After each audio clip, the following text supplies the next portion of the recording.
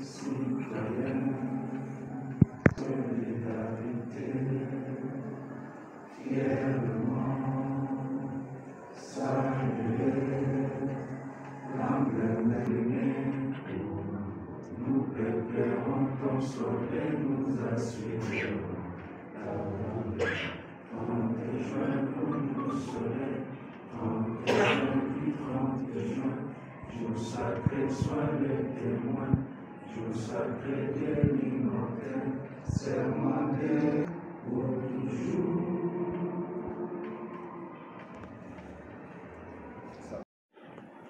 Professionnalisme,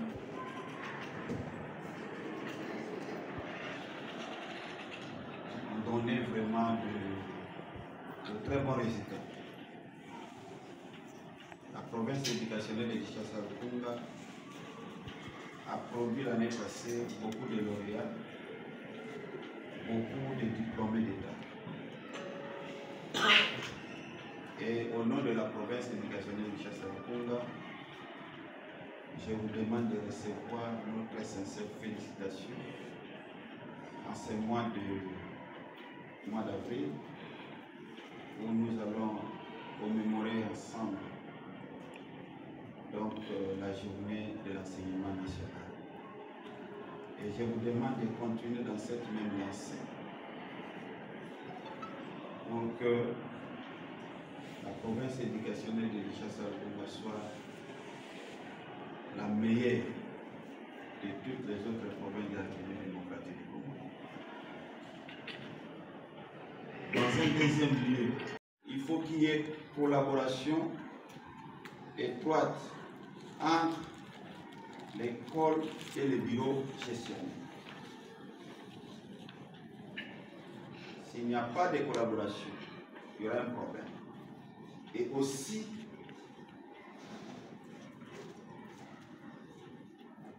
qu'il y ait collaboration entre l'enseignant et l'élève. Nous sommes sans ignorer que la République démocratique du Congo a adopté la gestion partenariale. Nous avons un système partenarial de gestion de l'enseignement en République démocratique. Pourquoi? Parce que l'école auparavant était un bien privé. Mais aujourd'hui, l'école est un bien de la communauté. Comme l'école est un bien de la communauté, c'est tout le monde qui va contribuer au développement de l'école. Il y a les chefs d'établissement, il y a les parents, il y a l'élève, il y a l'enseignant. Tout le monde doit contribuer au développement de l'école. C'est pour laquelle nous disons que l'école est un bien de la communauté. L'école n'appartient pas au chef d'établissement. L'école n'appartient pas à l'enseignant. Le chef d'établissement qui représente l'État. Parents qui représentent les partenaires qui envoient les enfants à l'école. L'enseignant qui enseigne. Et puis l'élève qui est lui-même l'acteur, même l'agent principal. De cette manière, l'enfant là aussi, parce qu'on parle d'une éducation inclusive, il faut que l'enfant puisse être considéré dans toutes ses dimensions.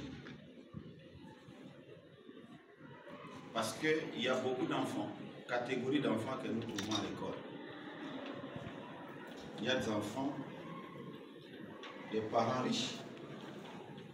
Il y a des enfants, des parents pauvres. Il y a des enfants. Vous encouragez à faire mieux, n'est-ce pas? Mais ne considérez pas que la présence des autres est là pour vous étouffer, pour venir prendre votre fonction. La présence les critiques, il faut que ça vienne vous encourager. Pour aller de là, mais pas des fautes. Pas des fautes. S'il y a vraiment une faute, tenez bon, sanctionnez. Ou bien avant de sanctionner, vous appelez, c'est comme l'autre là. Il avait fait une fois quelque chose, il préfère venir me voir, j'ai dit non. Vous l'appelez, vous les conscientisez, vous lui demandez de rembourser l'argent perçu. Dans les soucis que vous ne soyez pas attrapés, qu'il y ait une faiblesse, non, moi c'est comme ça. J'avais un provéda à Kindu, non pas à Bukavu, on l'envoie chez moi, il me dit, moi j'ai dit Daniel, monsieur, l'attribution, votre première attribution c'est quoi? Remplacer les prophètes en cas d'absence ou d'empêchement. Vous allez attendre beaucoup. Pendant que vous êtes en train de faire la prière, que moi je sois empêché pour que vous puissiez me remplacer. Moi je suis en train de faire la prière de sorte que vous soyez loin de moi. Donc, en sorte que tout ce que vous allez faire, vous puissiez même échouer. Que vous ayez même une mauvaise réputation parce que chacun va c'est comme ça. Moi, c'est comme ça. Ne voulez pas que je blague. Comme je suis là, je vois les problèmes que j'avais dans mon bureau, je dis, ouais. Difficulté autour du taux de réussite au Tenasos. Vous avez la solution entre les mains. Vous avez les réponses entre les mains. Regardons d'abord notre pyramide renversée. Qu'est-ce qui explique que les classes terminales aient toujours un effectif bombé pléthorique? Il y a un problème, c'est un problème complexe. Ici en RDC, les parents d'abord n'acceptent pas que leurs enfants redoublent des classes depuis l'école primaire. Et ils nous ont embarqués, nous les enseignants, avec l'inspection générale. Quand ils donnent ces cortèges des 100% aux examens d'État, alors que les mêmes élèves, quand ils se trouvaient à l'école primaire, 7e secondaire, ne brillaient pas. Je vous suggère, en tant que syndicaliste, parce que j'ai une information du travail que vous faites déjà sur cette question, de commencer à mener des enquêtes auprès des parents, de tous les partenaires, pour qu'on découvre la cause profonde. Et si chaque partie prenante aura le courage d'abandonner ces pratiques que vous-même vous appelez des antivaleurs, si vous commencez à votre progrès éducationnel, je sais que vous aurez beaucoup de critiques, beaucoup d'attaques, mais vous réussirez dans l'excellence, messieurs. Je vous remercie. Merci. Un souci. Nous sommes descendus à l'école primaire ici pour les stages des élèves. Ce que nous avons rencontré, il y a émiettement des salles de classe. Nous voyons des petites salles de classe. Lorsque l'enseignant donne cours là-bas, l'autre entend et les élèves aussi, donc on ne fait que crier. Or, vous avez bel et bien dit l'ODD 4, mais aussi les documents sur les stratégies de l'éducation de 2016 à 2025 nous demandent de renforcer la qualité de l'enseignement. Mais que dire de l'école primaire de la Gombe, qui vous avez même qualifié que c'est une école phare qui date, je pense, depuis 1945 avec Busseret et Gouding comme étant des ministres belges. Quelle représente cette école-là? Quels sont les efforts que vous êtes en train de fournir en tant que directeur provincial de la province éducationnelle de Lukunga pour que notre école primaire, c'est une école primaire d'application, j'insiste. Application, ça signifie que nous, ici, nous enseignons, nous devons nous rendre là-bas. Quels sont les efforts que vous fournissez pour que notre école primaire puisse toujours continuer à devenir phare? Parce que jusque-là, je pense que la qualité est faible. La quantité, ok, mais la qualité est faible. Et l'environnement qui est là, c'est un environnement qui laisse à désirer. Voilà, merci. C'est les conseillers pédagogiques. Voilà. Vous m'avez posé vous voulez savoir qu'est-ce que je dois faire pour redresser la gouvernance, par exemple. Et puis vous avez posé une question par rapport à... Bon, je pense que la gouvernance, dans un premier temps, nous devons faire un effort, parce que c'est au regard même de mes attributions. Étant directeur provincial de l'enseignement primaire secondaire technique, représentant de son Excellence Monsieur le Ministre dans la province éducationnelle de Kinshasa-Rukunga, la première de toutes les choses, c'est d'abord de faire de sorte que tous les acteurs éducatifs puissent comprendre, maîtriser les textes, les lois, les instructions, les directives qui régissent notre sous-secteur. Ça, c'est la première de toutes les choses. Parce que, vous savez, quand le ministre a pris le pouvoir, il avait une mission de redresser les sous-secteurs.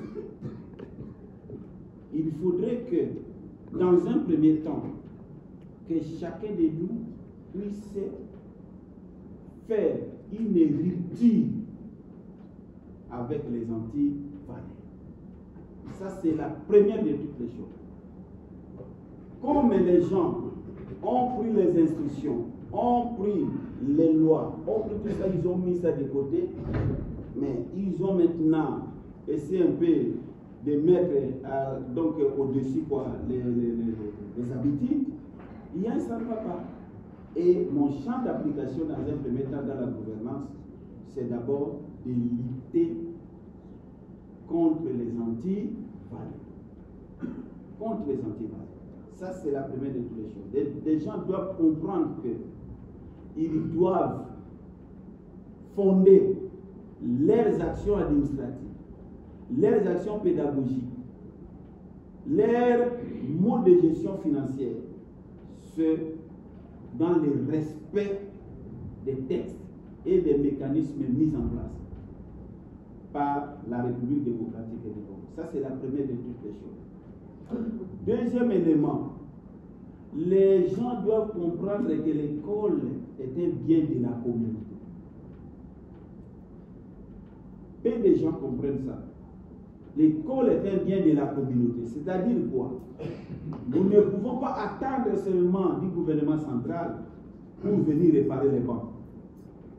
Nous ne pouvons pas attendre seulement des partenaires pour clôturer une école avec le peu de moyens que chacun a et avec la volonté que chacun puisse faire quelque chose. Ça, c'est le lieu, c'est-à-dire qu'on doit conscientiser les gens. Et puis, troisième élément, c'est la gestion axée sur les résultats. C'est-à-dire quoi? On ne vient pas ici travailler, parler, mais on vient travailler pour que les résultats ne soient pas palpables. Qu'il y ait des résultats. Vous faites quelque chose, on trouve qu'il y a des résultats qui est là. Parce qu'il y a des indicateurs. La stratégie sectorielle d'éducation de la formation 2007-2025 que venait dont fait allusion, a des indicateurs sur les trois axes stratégiques. Il y a l'accès, la qualité et la gouvernance. Il y a des indicateurs. Nous devons faire de sorte que, dans le domaine de la gouvernance, que l'enseignant, n'est-ce pas, puisse avoir un salaire décent. Un salaire décent. Nous devons nécessairement, dans nos rapports que nous avons rédigés, que nous rédigeons, et tout ce que nous faisons, nous n'allons pas cesser de réclamer ça. Ça, c'est dans la gouvernance. Et puis, que le parent, nous allons faire des sortes dans la gouvernance, que le parent puisse savoir qu'il est membre du conseil de gestion au niveau de l'école et qu'il ne doit pas être étouffé. L'enseignant, un syndicaliste, à l'école, un représentant des enseignants à l'école, il ne doit pas être considéré comme ennemi, mais il doit être considéré comme un partenaire qui doit contribuer donc à l'amélioration de la gouvernance de l'école. Vous savez qu'aujourd'hui, il a été question pour moi de pouvoir m'entretenir avec les enseignants, donc une représentation des enseignants de la province éducationnelle de Kinshasa-Rukunga, pour essayer un peu de montrer aux enseignants leur rôle, leur mission, et puis les valeurs d'un enseignant, et aussi les valeurs donc de notre métier, et comment chaque enseignant doit se comporter.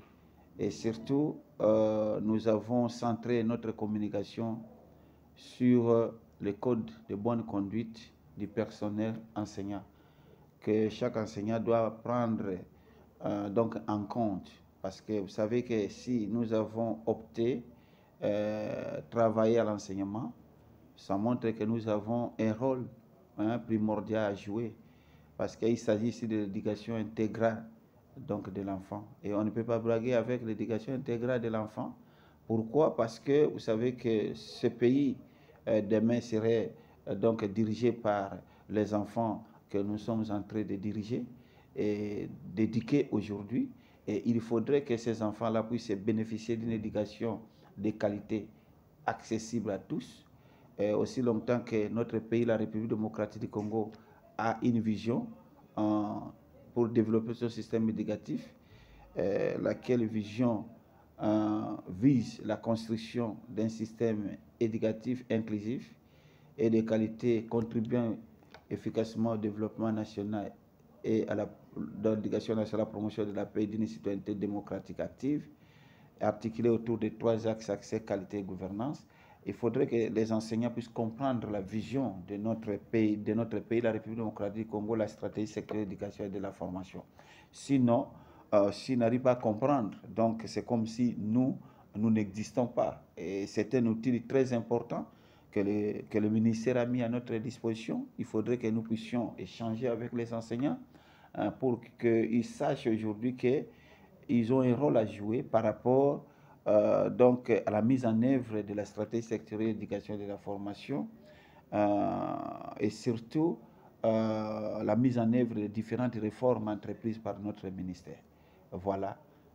Et surtout que nous approchons vers la fête de l'enseignement, la journée nationale d'enseignement, le 30 avril. Il fallait que nous puissions nous entretenir avec les enseignants pour qu'ils puissent se rendre compte de leurs devoirs, de leurs missions, de leurs rôles, et aussi de tenir compte donc, de l'enfant dans toute sa dimension. Voilà. Et ils doivent éviter les antivaleurs surtout, parce que cet enfant qui est aujourd'hui mis à notre disposition, demain, il va nécessairement faire preuve de l'éducation apprise à l'école, et que s'ils viennent apprendre d'autres choses qui ne sont pas conformes donc, à la société, nous risquons d'être des gens qui ont trahi l'éducation. Nous risquons d'être des traîtres donc pédagogiques. Et nous ne voulons pas être des traîtres pédagogiques.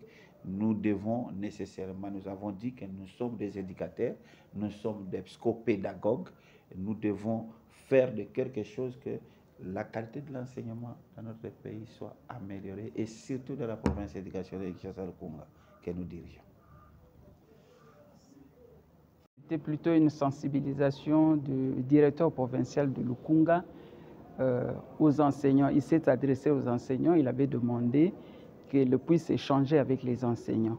Et c'était une initiative louable, parce que c'est la première fois depuis que je suis chef d'établissement où je vois le directeur provincial, le PROVED, échanger avec les enseignants, sensibiliser les enseignants, les pousser au travail. J'aurais voulu que ce genre de réunion, ce genre de travail, de séance de travail, soit fait au début de l'année, où on pousse les gens, on donne des orientations au début pour qu'ils puissent bien travailler, l'étendre sur l'année.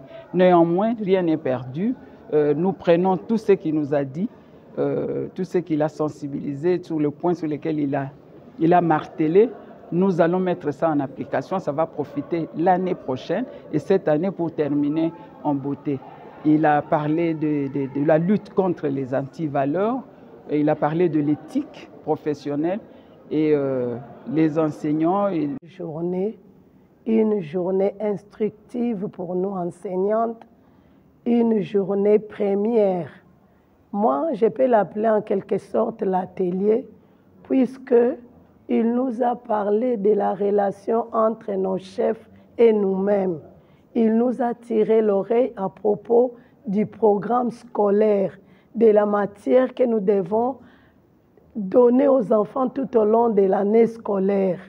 Il nous a tiré l'oreille à propos de nos élèves finalistes, que le programme des élèves finalistes, surtout de la 4e année, qui veulent décrocher les diplômes d'État, doivent prendre fin vers le mois d'avril. Il n'a pas fermé l'œil seulement aux dirigeants, mais il nous a parlé aussi, nous, en tant que travailleurs, en tant que subalternes, d'être en collaboration avec nos chefs directs. S'il y a quelque chose qui ne va pas, au lieu de parler à basse voix ou de calomnier nos chefs, que nous puissions partir auprès de nos chefs pour s'exprimer librement de la façon dont lui-même s'est exprimé. C'est vraiment une journée louable, un grand jour pour nous et c'est la première. Nous applaudissons notre chef, notre prophète en personne du Messie.